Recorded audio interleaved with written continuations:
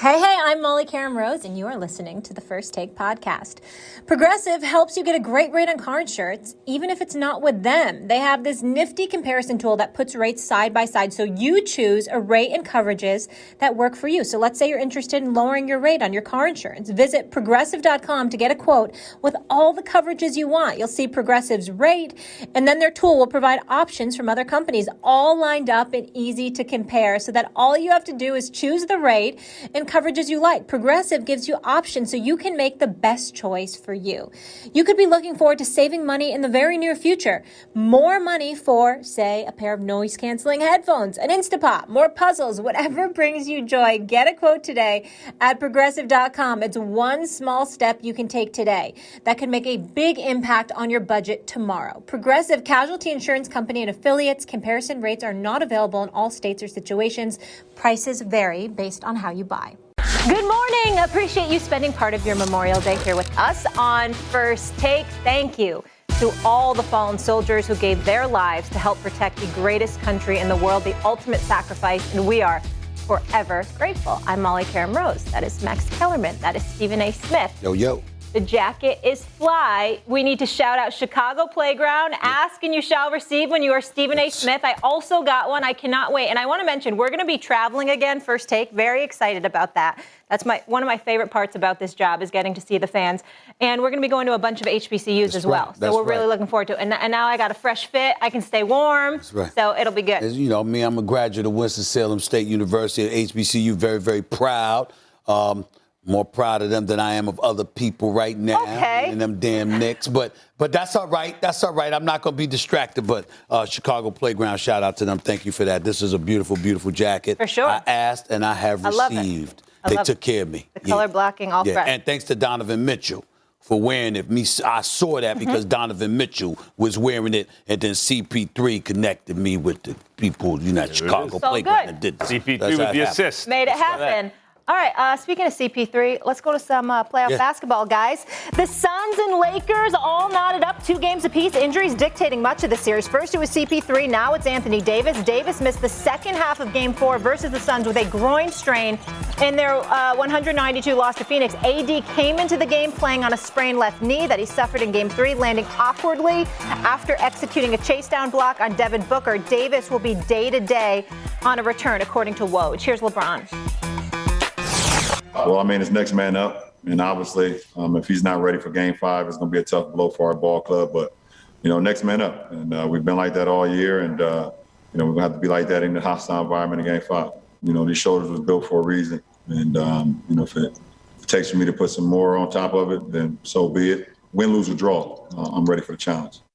Sometimes numbers are misleading. Pay attention to this. So LA's 11-7 record in games with LeBron James without Anthony Davis, not really telling the full story. The Lakers were 1-6 in those games against this year's playoff teams, which includes a loss against this Suns team. Comparatively, they went 10-1 against teams that didn't make the playoffs. Stephen A., that's for you. I know you care about resumes, so we'll put that in for you, sir. So tell me this. Who is winning this series now? Me personally, with Anthony Davis hobbling, I believe it's going to be the Phoenix Suns. Wow. And, obviously I would not pick the Phoenix Suns to win the series. I have the Lakers winning this series in 7 games. But that was assuming that Anthony Davis and LeBron James were playing. With Anthony Davis and that groin injury, obviously that's a very sensitive and very tender issue. And as a result of that, I don't know who's expecting him to be back. And meanwhile, CP3 is literally making plays, making signature shots, and then looking into the cameras and saying, I'm back. You understand? And then I'm looking at these young thoroughbreds, and I love the way Cameron Payne has been filling in for CP3. He's been very impressive. We know Devin Booker is a star in this league and how big time he is. Certainly, they're not lacking the coaching. And I can't say enough about DeAndre Ayton because he's a big boy who's playing big. He's a dude that's walking around and he's giving you 20 and 10 a night. Last night, I believe he had, 17 rebounds, if I remember correctly. So I'm looking at it from that perspective, and I'm saying to myself, this stuff is no joke right here. I'm looking at them, and I'm saying the Los Angeles Lakers are in a world of trouble because Phoenix is younger, they're fresher, they can run more, And in order for the Lakers to win, you got to put the ball in LeBron James' hands and dictate pace. And you're going to have people that can finish. And without Anthony Davis, he doesn't have a reliable, dependable weapon to finish for him while he's trying to control pace. It's a problem. I'm going to tell you right now, unless Anthony Davis gets healthy, the Los Angeles Lakers and LeBron James specifically will be going home in the first round. Kuzma botched the play at the rim. I was like, come on, man. Yeah. But let me say this. When the series began, I thought Lakers in 7. Mm-hmm. Then CP3 got hurt. I said, oh, okay. Lakers in 6, maybe 5. Mm-hmm. Now AD gets hurt. I'm back to Lakers at 7. And I'll tell you why. Okay. CP3 came back. Mm-hmm. Now he's showing the heart of a champion. Mm-hmm. Now it's AD's turn. Even if AD has to be held out a game, because a groin, a hamstring, that's the kind of injury only rest is going to make better. It's otherwise going to get exacerbated. And by the way, even the way he came down, I was reminded of Sam Jackson. They called me Mr. Glass, right, from that Shyamalan movie, because Unbreakable. Because it's like he didn't even look like. How did he even hurt himself there? But that groins, hamstrings are like that. So let's say he has to sit out the next game to give him a nice long break but he can get back to game 6 as some semblance of himself. Stephen A, he doesn't have to be 100%. I'm saying the Lakers are going to take that game 6. They're not going out that way. It's going to come down to a game 7. If AD can go in game 6, it'll come down to a game 7. Give me LeBron in game 7. Give me the LeBron team in game 7. Assuming AD can play, give me the team with LeBron James in game 7. He has consistently come through since that Dallas series way back when in Miami. He's consistently come through when the odds are stacked against him. Chris Paul has been to 1 conference finals. Not his fault. He got hurt game 7, or else I think they would have gone to a finals. But he does not have, you could say it's because he's short. Right, sure. If he was 7 feet tall, it'd be different, but he's not. He's 6 feet tall. Give me LeBron James in game 7. I say the Lakers still take this. It goes the distance. Listen, I don't believe that. I just look at the Phoenix team. They've got perimeter shooters. They've got athletes. They've got defenders. They've got active young bodies. They have depth. I look at all of these things, and again, now it comes down to certain components. Do you have floor generalship? The CP3? Yes, you do. Do you have a star that can deliver the goods from the perimeter? In Devin Booker? Yes, you do. Do you have a big man that is better than average, that can go out and give you 20 and 10 a night and make his presence felt? Whether it's scoring, it's rebounding, it's a nice combination of both. Do you have that? Yes. And do you have coaching? Yes. And do you have depth? Yes. They're not missing anything against these Lakers. And that's what I'm saying. The greatness of Anthony Davis is what's required to pull out this series. I'm looking at LeBron James, 18th year in the league, 36 years of age, 25, 12, and 6. Nothing to sneeze at. Monster jam on the fast break. We get all of that. But when he can't defend everybody and he can't make shots for everybody else around him, he can facilitate a lot of things. But in terms of finishing, he needs help against a team like this. Anthony Davis is supposed too, by the way. That's right. I'm glad you brought that up because certainly Kentavious Caldwell-Pope not being out yesterday was a very big deal because he's your perimeter shooter. He's your primary perimeter threat. I get all of that. I'm just saying this Phoenix Suns team we've been watching all year that has proven to us they are no fluke. They've proven to us you need your weapons in order to beat. Everything you're saying is true. I'm not disputing that. But it was true before AD got hurt, too. And except for the finishing stuff. And AD was not having a big game. But his presence on the floor, Lakers are going to win that game. They felt to me like they were in control. They felt to me like they were in control of the game. They had a little lead. When AD went out, it's when the Suns took off and never looked back. So I'm saying you bring AD back, and I'm glad you brought up Ayton. Because one of the reasons I didn't like the Suns, even more than I did, and I liked them a lot before the season started, was Ayton's the question mark. He's ironically the number 1 overall pick who was already pretty good, and CP3 was supposed to make better, and he did, was the big question mark. Because we know what we're getting from the backcourt, from the forwards. It could come down to Ayton's play in Game 7, but I don't think he's ready. LeBron and these guys are ready as Ayton. But it wasn't a question mark because of what he was lacking. It was a question mark because we know that when Anthony Davis showcases his greatness, few people on the planet can match that. So what does he do? He comes out in game 1, and he wet the bed. He didn't get it done. He owns it. And then over the next 2 games, he's an absolute monster. Because it's like, wait a minute, y'all must have forgot who the hell I am. Yeah. This is what I got to bring to the table. Okay, DeAndre Ayton, you woke me up. So what I'm saying is, it wasn't just that Anthony Davis was there. He was great in games 2 and 3. Yeah. Well, if he misses game 34 points in games 2 and 3. That's right. So 13 if he misses game 5, they'll have the better part of a week before he plays again. I'm just telling you that he can't be a guy that just shows up.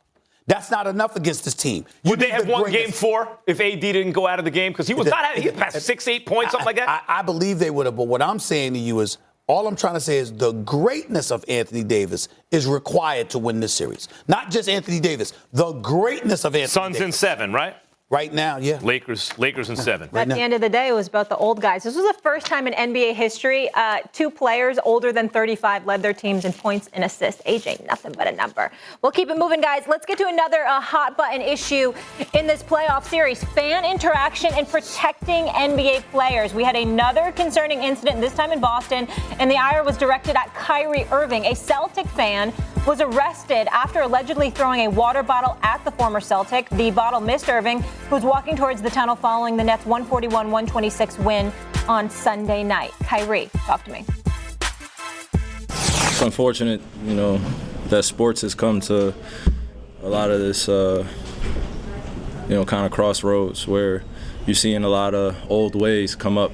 It's been part of that. It's been that way in history in terms of entertainment and performers in sports for a long period of time, of just underlying racism and just treating people like they're in a human zoo. Throwing stuff at people, saying things. There's a certain point where it just gets to be too much. So, I called it out. I just wanted to keep it strictly basketball, and then you just see that people just feel very entitled out here. They pay for the tickets, great. I'm grateful that they're coming in to watch a great performance, but it's just, we're not at the theater. We're not throwing tomatoes and other random stuff at the people that are performing. It's too much. I mean, fans got to grow up at some point. I know that being in the house for a year and a half with the pandemic got a lot of people on edge, got a lot of people stressed out. But when you come to these games, you got to realize, man, these men are human. We not animals. We not in a circus. Grow the up and enjoy the game. It's bigger than you.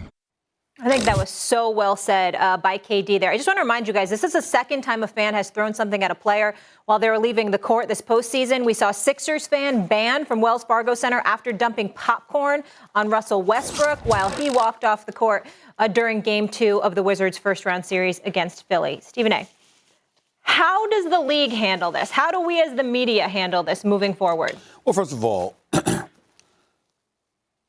I love the fact that the kid was arrested. Mm-hmm.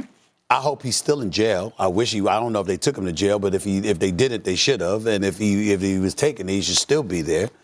That's number one. Number two, I love the fact that we all saw him on camera.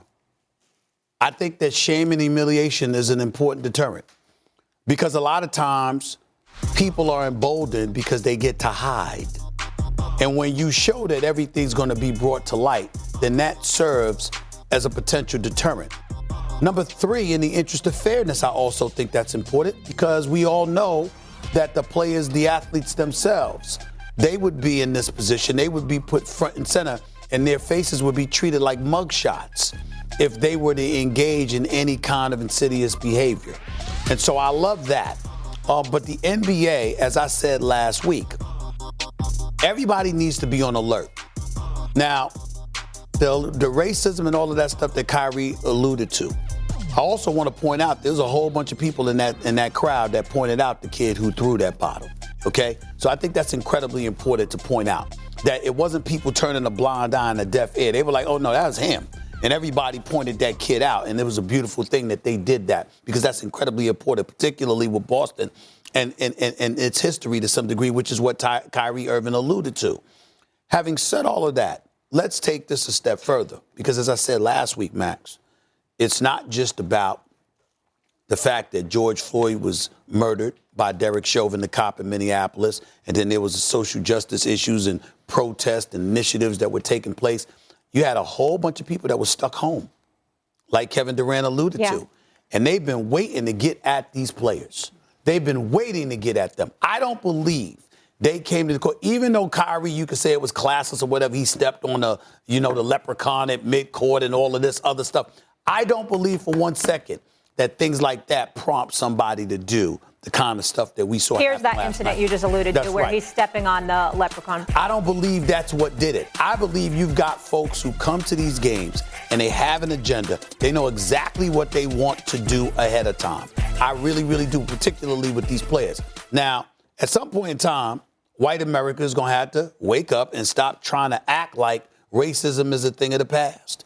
It's not. It's present.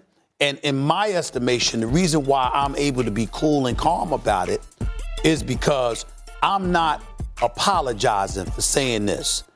I know there's a bunch of racists out there. I know they've been out there. I know they are out there. And I know they're going to be out there. I don't give a damn what y'all say at all. I'm not saying everybody. I'm not saying most. Of course not. But there are a lot of folks out there who happen to be white that really, really, really have a problem with black people, particularly black athletes, being in those positions. And anytime they get an opportunity to express their venom and vitriol and hostility, they're going to take it. It doesn't surprise me. I'm not shocked. Of course, it's disappointing, but it is what it is. Trae Young gets spit on. John Morant's family, okay? Of course, you got Kyrie Irving, all right? These are the kind of things that we're talking about here.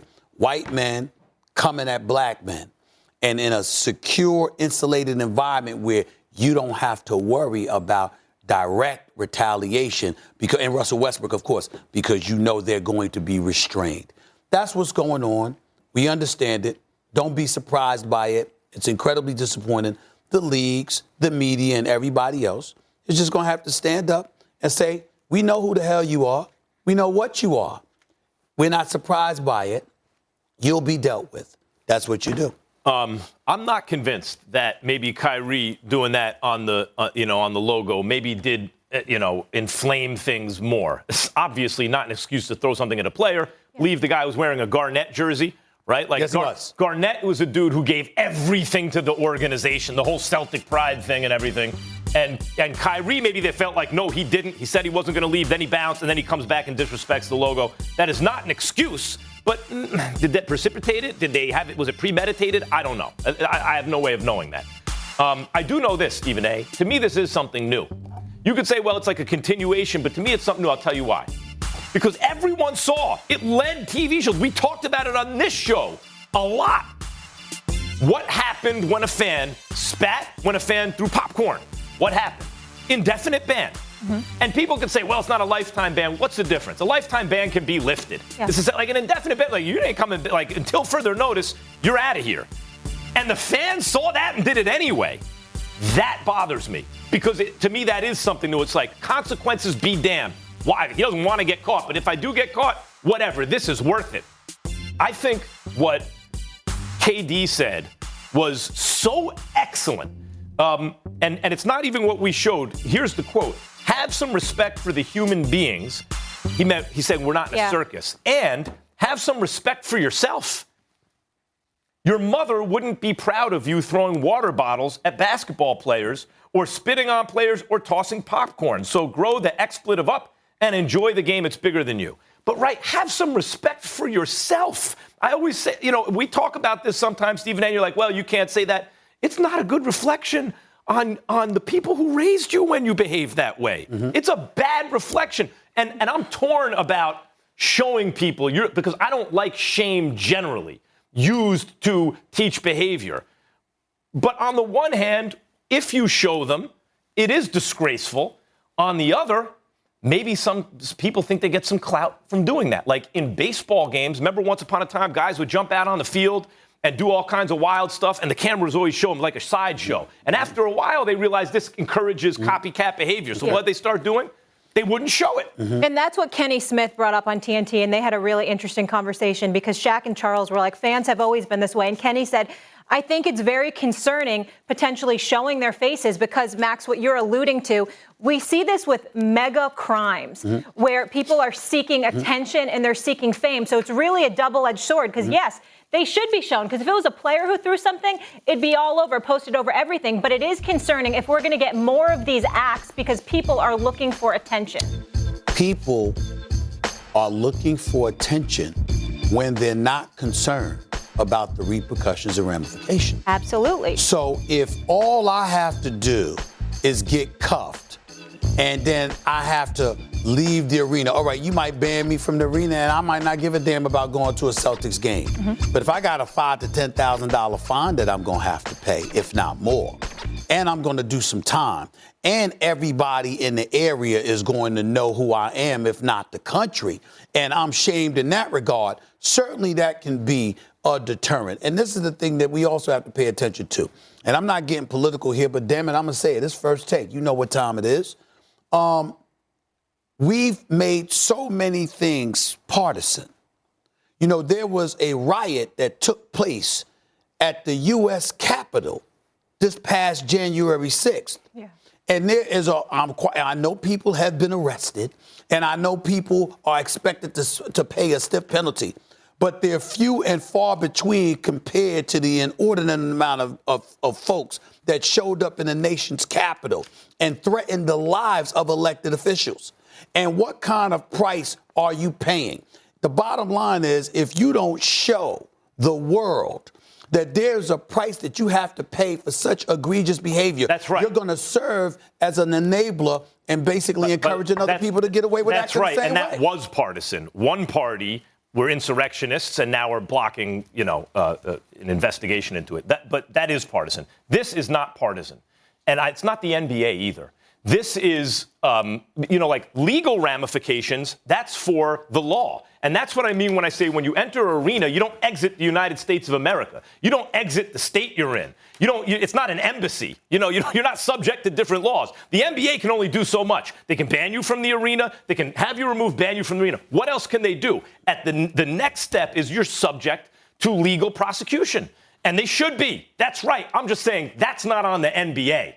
That's on law enforcement. And if Trae Young doesn't press charges, what are you going to do? It's also on the media, because when you talk about how you're not into shaming, my rhetorical question would be, why the hell not? Because the fact of the matter is, anything that could potentially serve as a deterrent is something that should be entertained. But then there's also those copycat crimes, and I don't want to get really heavy and really deep, but where things can go with that, with different... Even a fine, if they have the money for great tickets, they might feel like that's how you deal with people. Hey, it's Dan Patrick here to tell you about the Dan Patrick School of Sportscasting. I've teamed up with Full Sail University to create a sportscasting bachelor's degree. You work both on and behind the cameras, and you build skills for the future of sports so you can connect with audiences no matter where they are or how they're tuning in. Learn more about Full Sail University's Dan Patrick School of Sportscasting by going to fullsail.edu/Dan Patrick School. With no fees or minimums on checking and savings accounts, banking with Capital One is like the easiest decision in the history of decisions. Kind of like choosing to listen to another episode of your favorite podcast. And with our top-rated app, you can deposit checks and transfer money anytime, anywhere, making Capital One an even easier decision. That's banking reimagined. What's in your wallet? Terms apply. Capital One N.A. member FDIC. Don't call it a comeback. The LA Clippers, even the series with the Mavs and Dallas. Kawhi Leonard, looking like Kawhi Leonard again, putting up 29, 10, and 3. Paul George did his thing too, 29 and 3. PG on his PIC. I think we both, just have done a great job just complimenting each other. He's been all out driving, attacking, putting pressure on. They're bigs at the rim, and myself as well. When he needs a break, he needs a breather.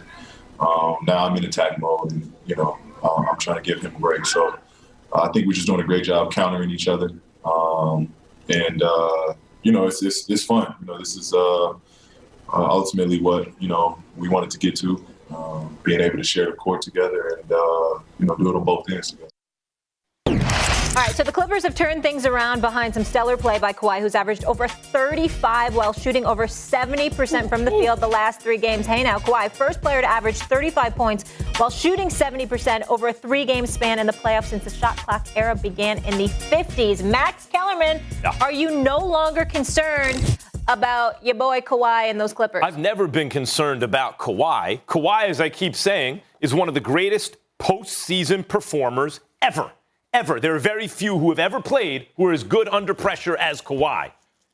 No, I'm never worried about Kawhi. He's just not a point forward. He's not a point guard. He's a scoring 2 or 3. That's what he does. He'll make everyone around him better. He's an offensive and defensive weapon, and he's twice been the best player on championship teams, 2 different franchises. I've never been worried about Kawhi, Stephen A.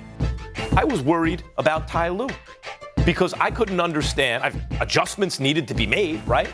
And I couldn't understand why Rondo is getting 19, 20 minutes a game. And I thought that was the adjustment Ty Lue was going to make. It wasn't. Rondo got his same 19, 20 minutes. And by the way, he was his same excellent self. Like Rondo is playoff Rondo, whether you play him for 30 minutes, 20 minutes, whatever. He's excellent.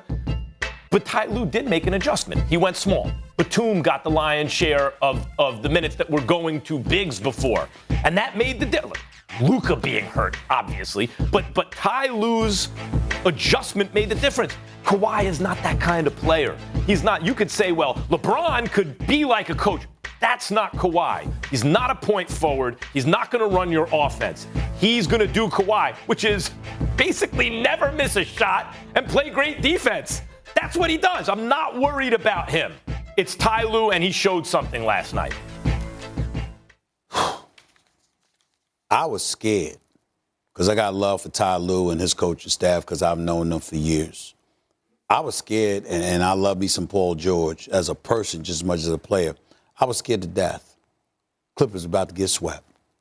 You got to win game, but I knew because I texted Michael Irvin. I saw him sitting in the suite, and I saw him in there, and I said, oh, they're going to lose this game. I said, they're going to lose this game. The minute I saw all them damn Cowboys in there, I said, Dallas ain't winning this game. What is wrong with you? I said, I'm not right. Dak Prescott was in attendance. Michael Irvin was in the suite. His nickname's the Playmaker, right? I did that. Well, yeah, that's why. I said, you don't show up to the Dallas Mavericks. Don't contaminate them people like that. Don't do that. That's what happened. But I will tell you this.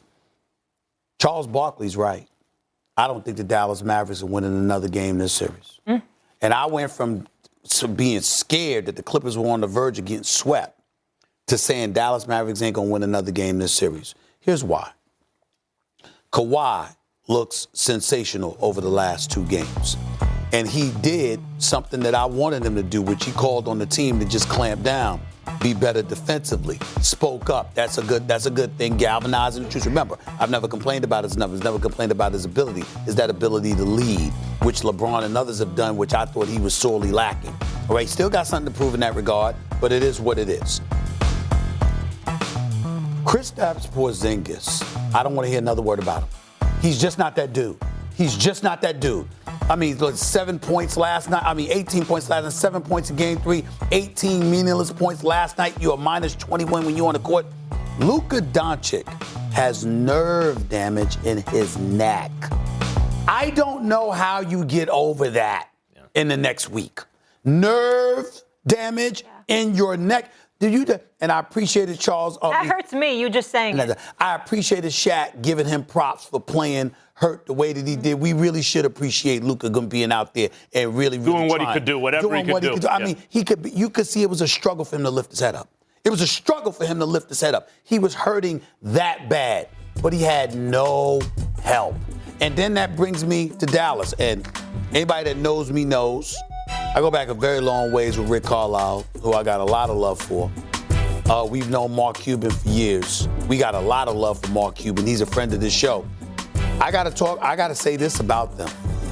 If you lose these playoffs, it will be 6 times in the last 10 years since you won the title, since you beat LeBron and D-Wade in Miami, Max, in 2010, 2011. It's been 10 years. This year, if you lose in the first round, it will mark the 6th time you've been bounced out in the first round. And the other 4 times you never even made the playoffs. I mean, damn. We just going to sit there and just ignore that? I think we just gonna gloss over that. Over the last 10 years, 4 no appearances and 6 first-round exits. And that's it. At some point in time, we got to sit up there and say, Rick Carlisle, Mark Cuban, what's up with that? Look. What's up with that? Well, what's up with it now is they have hurt stars. Now, number one, what you say about Porzingis is true. Everything I used to say about Porzingis, injury has meant, and it's injury again this year, has meant he's just not built that way, 7'3". Injury has meant that every year he has to try to get back to where he was the year before, so he never gets any better. In fact, he's backsliding, and he had a bad game. You're right. I thought one day he could win an MVP. No, I don't think that anymore. Because of his health. But also, Luka, that's the biggest story here, to me, is not even this series. When I hear nerve damage, nerve damage, I'm thinking, wait a minute. Is this something this dude's going to have to deal with from now on? No, I'm not worried about that. I'm not thinking like that. I am. I'm not thinking like that. I'm just thinking about it ain't going to get much better for the rest of the series. I think they could. That's much. I think that's safe. I think on heart they could get a game, but they're going to lose a series. Listen, I want to give Marcus Morris props, not because of last night. What that brother did in Game 3 down the stretch, left corner, not 1, not 2, but 3 big-time threes. That's what really, really propelled them to that victory in Game 3, because they were still in trouble with Luka giving them over 40. But in the end, Porzingis, man, he's a 7-3 jump shooter, and that's even suspect at times. Just a weak performance on his part. Question for you. You expect more. Help out Luka in some capacity. Yep. He ain't doing it. Question for both of you quickly here. Do you think it was a mistake for the Knicks to get rid of him now? I know you were hard on the Knicks for that. Given his injury history, in retrospect, I probably still wouldn't have traded. It's too knowing what we know now, yes, of course. But it's too tantalizing because I keep hoping as a fan of his originally when I was a Knicks fan and he was on the Knicks, one of these years, he's going to get healthy at the right time and have a run in the playoffs. But it's like you're rolling the dice. You hope the injury takes place early and then doesn't reoccur and he can build some momentum. It never seems to work out that way. So it sounds like they made the right move. According to what I was told at the time, he went into their office and essentially blackmailed them. He let them know, I don't want to be here. I want out. If you keep me here, then I'm simply going to let it be known that I don't want to be here. Get anything for and no free agents will want to come here. So under those conditions, they had no choice. Yeah. That's what I was told. If it's false, somebody lied. But that was the story. But what about from a basketball perspective? From a basketball perspective, listen, I don't have a problem with him being gone because I'm looking at him and I'm saying, where are you? These are weak. Listen, when Luka Doncic is not just a ball player. He's a baller. He gets in your face. You too short. You too slow. You too fat. You can't mess with me. He talks and he backs it up when healthy. And he's got people, or at least one guy that's supposed to be the number 2, that on far too many occasions does not show up to help him. The issue with Porzingis is you have to commit money to him at that time. And given his health, you can't have that number invested in a league with a cap, even if it's a soft cap. You can't devote that much of your team's financial resources to someone who's not going to be there. And when he is there, is frequently compromised. Now, last year in the playoffs, you see why they did it. Because until he got hurt, he was giving them 35. He was like, oh, my God, Paul George, if you could be a second banana like that, you could win a championship. So it's tantalizing. Yeah. But at this point, it just seems like if he ever puts it together, you may have to spend his whole career waiting for him to do it one time, and it's not worth it. All right. And as far as this series, Stephen A. again says he does not see the Mavericks winning another game. Barkley deserves credit because Barkley's the one that said he beat me to it because our first take didn't start until this morning. But Charles Barkley said it last night. And I said, damn. You co-signed. He beat me to it. Okay. That's exactly what I was going to say. Who's going to stop the Clippers if they get by the Mavs? Who's going to stop them until the conference Well, final? I think if they don't they play Utah next? Yeah. If Utah gets past Memphis, which I believe they will, is Utah next. You like Utah over the Clippers? I think right now I would have to say that. I don't. Yeah, right now I'd have to say that. It's going to be a good series. Utah's a different beast. That'll be a good matchup. Hey, I'm Molly Karen Rose, and you are listening to the First Take podcast. Credit Karma has always been there to help you make better financial decisions. And now they want to help even more. With a Credit Karma Money Spend account, you can be rewarded for good money habits. Credit Karma Money is a brand new checking account where you can win cash reimbursements for making purchases. When you use your Credit Karma Money debit card, you can win daily instant Karma purchase reimbursements on items up to $5,000. Just pay with your debit card, and if you win, you'll be notified on the spot, and your instant Karma cash will be added to your spend account. Credit Karma Money has already given away over $3 million in instant Karma to over 50,000 Credit Karma members and counting. Open your FDIC insured spend account for free. Credit Karma Money. Progress starts here right now. Visit creditkarma.com/winmoney to open your free account and have the chance to start winning instant Karma. That's creditkarma.com/winmoney. Instant Karma is sponsored by Credit Karma. No purchase necessary. Exclusions and terms apply. Banking services provided by MVP Bank, Inc., member FDIC. Maximum balance and transfer limits apply. As Red Robin's voiceover artist, I'm here to explain Bottomless. How do I get across free refills on fries and drinks? Well, here goes. Bottomless at Red Robin means free unlimited refills on the fries and sides that come with every burger or entree. That means free refills on steak fries, sweet potato fries, Yukon kettle chips, garlic fries, broccoli, side salad, soft drinks, iced teas, freckled lemonades, and even root beer floats. Offer doesn't expire until your appetite does. Whew, nailed it. Red Robin. Yum. Welcome back to First Take, coming to you live from the Seaport District in New York City, brought to you by Chase, a gorgeous shot of Lady Liberty on this Memorial Day. We here! New York Knicks handling their business! Game 2, series tied! 1-1! We coming to the ATL! The ATL! Give it to me! Give it to me! We here! The higher the level is, the more I get ready for it. Game 4 to the Hawks, 113-96. The bottom line is this. Their star, Trae Young, showed up yet again, and he had help. It's not over. It's not nearly over. They were offensive offensively, and as a result, the Atlanta Hawks pushing the Knicks to the brink of elimination. You know what, Max? I really try not to wear my heart on my sleeve, but when I just saw that video with Stephen A, with the fans going nuts, New York stand-up, I feel sad. Molly, Stephen A, sad stop. for him. We need to stop everything for a second. I just want to point out. Yeah. Do you see how a Knicks fan acts when they win a single home playoff game to a lower seed that already took a home court from them in game 1? For the first time in 8 years, they win a single. Look at how a Knicks fan reacts. Sad. I think it's funny, but yeah, you can find it sad. Yeah, I do. I feel a little sad inside. But Trae Young, he's not sad because the Trae Young show continues, leading the Hawks to a commanding 3-1 lead. 17-point win. Game 5's at MSG. Stephen A, does this series even go back to Atlanta? It's been a rough, weekend. Trae Young is special. He's just special. But we going back to the ATL. We going back to the ATL. Really? Yeah, we going back. I ain't going out like that. Listen. Okay? Say it with your chest. Look at you. Listen.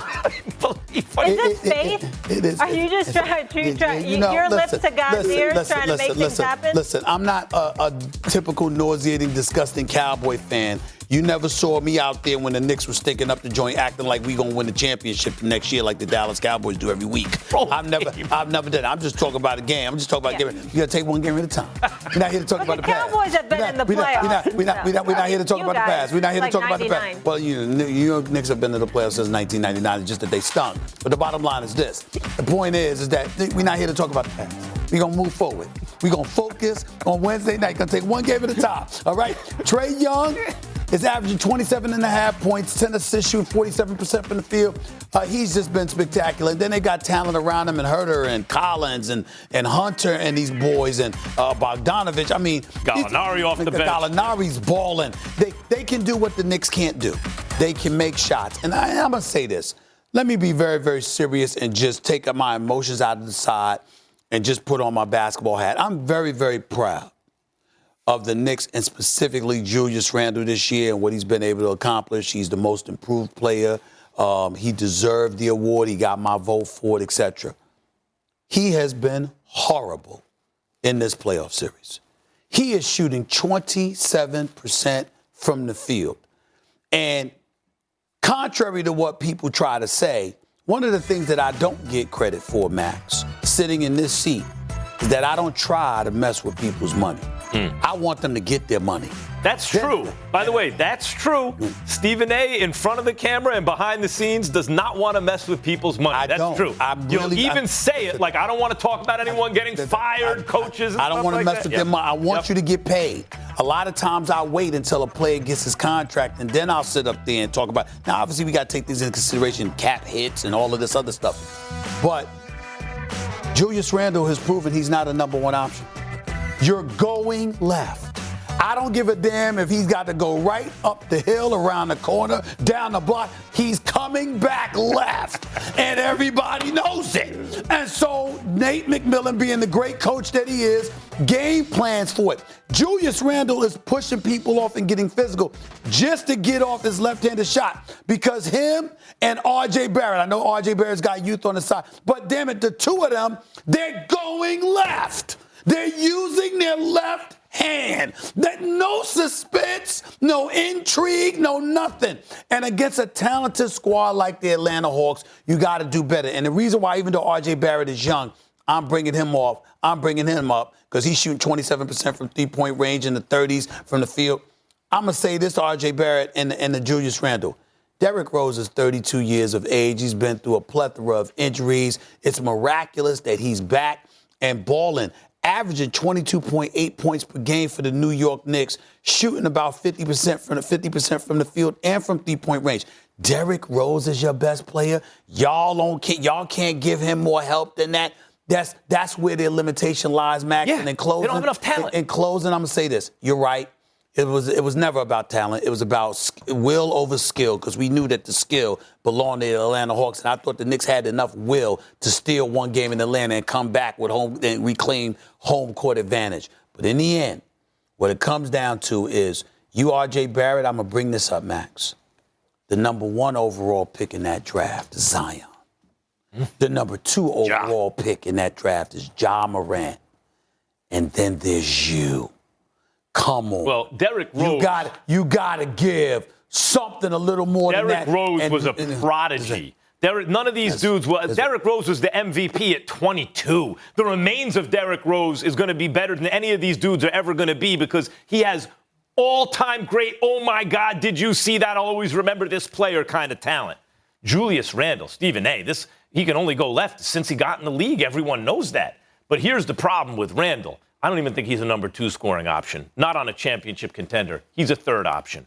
If you're going to pay a lot of attention to him defensively, there's not a lot he's going to be able to do. He can clean up on the glass. He can hit an open shot from distance. He really made real strides doing that this year. He was a top 5 MVP candidate regular season. Regular season doesn't count for much. He's a number 3 option on a championship contender. Barrett hopes that one day he could be a number 2. He's far from that right now. The Hawks got shooters everywhere you look. Trae Young is a super, or playing embracing that superstar Nick antagonist role. But I just want to get back to the original point. Look at this Knicks fan. Believe me, I was one. I know the mind of a Knicks fan. I know the heart of a Knicks fan.